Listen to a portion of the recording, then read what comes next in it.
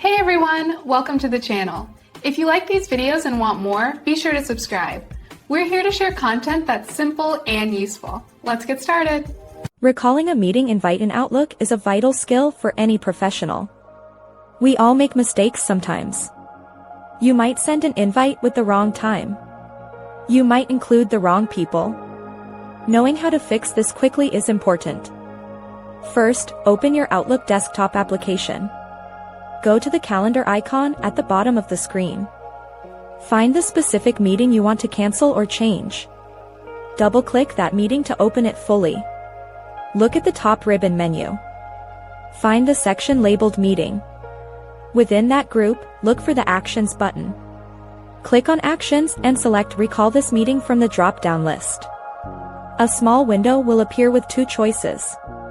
You can choose to delete unread copies of this meeting. Or you can choose to delete unread copies and replace them with a new one. Pick the option that fits your needs. Check the box to receive a report on whether the recall worked. Click OK to finish the process. There are a few things to keep in mind for success.